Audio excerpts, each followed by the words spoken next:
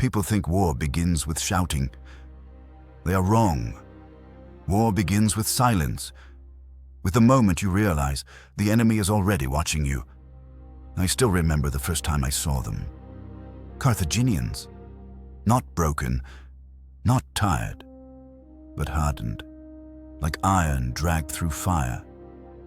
And then I saw the elephants, massive shadows moving through the fog, living mountains, breathing steam. They had crossed the Alps. The gods themselves tried to stop them and failed. My name is Marcus Attilius Varro. I am 38 years old, a Roman centurion, and I've been fighting this war since the beginning. I speak to you now from Sicily, 2 days before we sail to Africa, to finish what began in blood and fear. But it did not start here. It started years ago, when Hannibal descended from the mountains, and Rome met death for the first time. Our commanders underestimated him. We thought cold would kill his army, hunger, snow, time. Instead, he marched straight into our world. And the first place I faced him was at the river Trebia. The Trebia was not a battle, it was a punishment.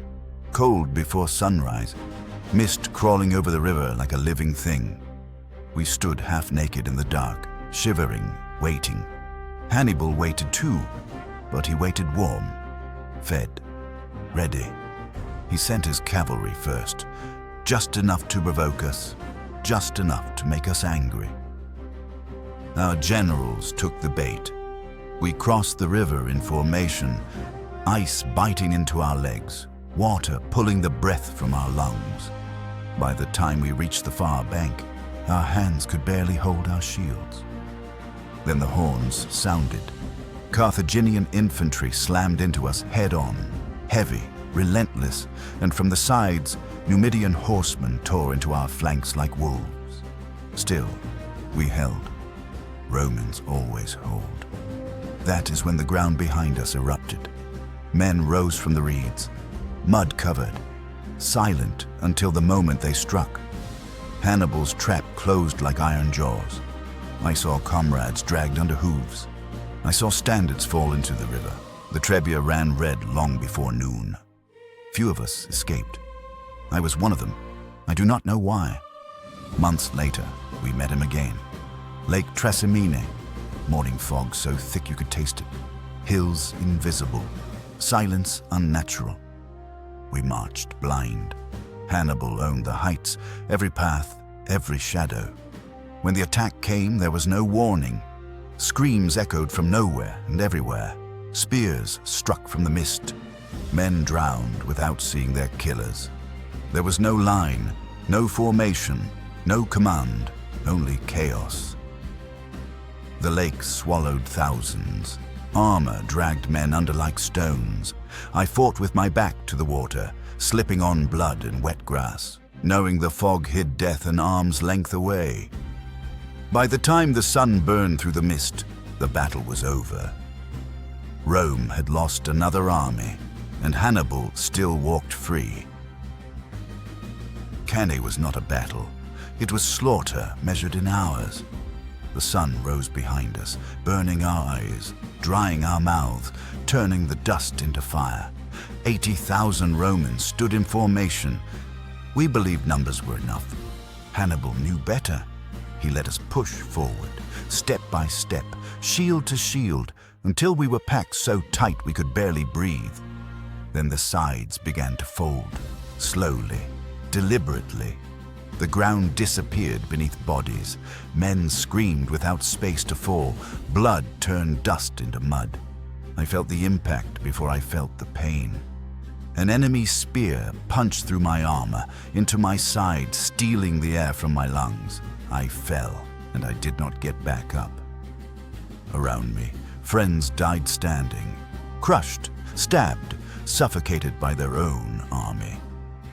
I lay beneath corpses, pretending to be one. The sun crossed the sky. The killing did not stop. By evening, Rome had lost an army and its confidence. Hannibal did not march on Rome. Instead, he stayed in Italy, moving, threatening, waiting for allies that never fully came. And Rome changed. We stopped chasing Hannibal. We stopped offering battle. Fabius taught us patience, delay, harassment, starvation instead of glory. Many hated him for it, but Rome survived because of it.